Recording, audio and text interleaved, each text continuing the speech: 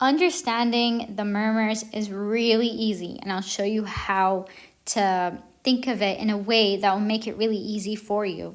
So let's start with aortic stenosis first, okay? So this is when the aortic valve is basically stuck. It won't open, okay?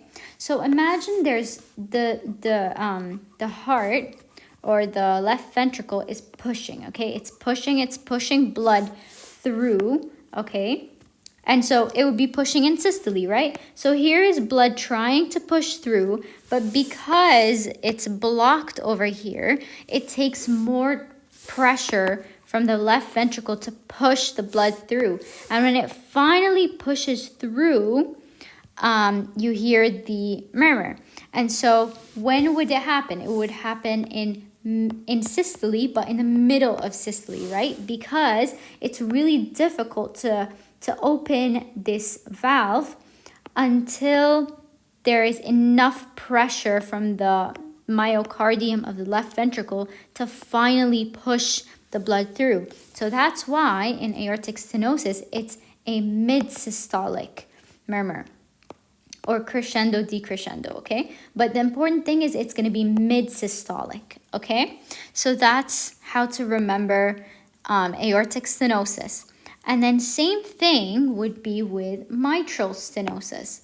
So let's say this valve was stenosed and it's not letting blood go through from the atrium to the ventricle. So let's say there's blood over here, okay, in the left atrium, and the left atrium is trying to push, okay, it's trying to push the blood through, but because it's stenosed, it's going to take more pressure until it finally opens the gate, or it finally opens the valve, and then finally blood will be able to go through, right?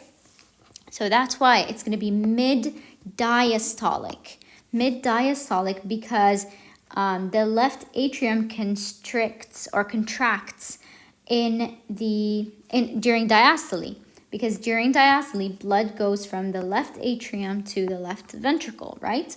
So it's going to be mid-diastolic for mitral stenosis, okay? And now let's look at the regurgitation side. So let's say you have floppy valves. That's what regurgitation is. The valves are not closing properly. And so what happens when a door or a valve does not close properly? Let's say there's blood over here. Hold on. Let's say there's blood over here, okay? It's supposed to be held back by this valve, right? But it's not being held back because the valves are not very good. And so blood will very easily go back down. So let's say during systole, okay, blood went through, okay, and then during diastole, this blood is supposed to remain here, right? But because the valves are not very good, they're just going to fall, that blood is just going to fall back down as soon as this myocardium stops contracting. And when does it stop contracting? During diastole, right? So the moment this myocardium stops contracting, which is the beginning of diastole, so the beginning of diastole, this blood is going to fall right back down. And that's why in aortic regurgitation, blood will fall back down in early diastole, or as soon as this myocardium stops contracting, and so you will hear an early diastolic murmur. So that's why aortic regurgitation is an early diastolic murmur, okay? And then conversely, with mitral regurgitation, so this is when the mitral valve is not very good. So what will happen? There's going to be blood during diastole over here, okay? It's going to get pushed down to here, okay? And then what happens after blood comes here it's supposed to, this myocardium is going to start contracting, right? It's going to start contracting and the blood is supposed to go this way.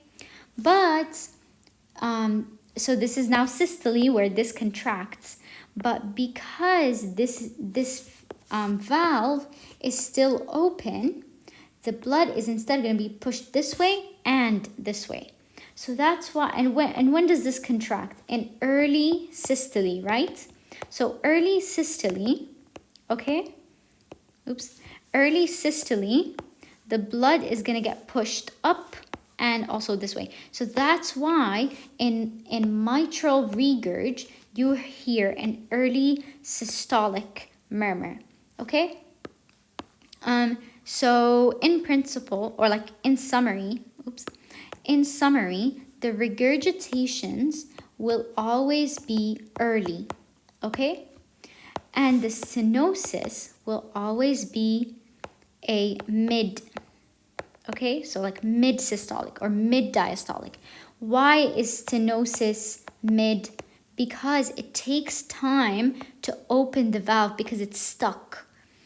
It's like when you have a door and it takes a lot of effort to open this door because it's stuck. Imagine it like that. And so that's why it's going to be mid-systolic or mid-diastolic. And then with regurg, because the door is floppy and it's not it's not really closing properly, it's going to be very easy to open that door. It's going to be very easy to push it out of the way as soon as the pressure from one side stops, right? So yeah, that's it. Hope this helps.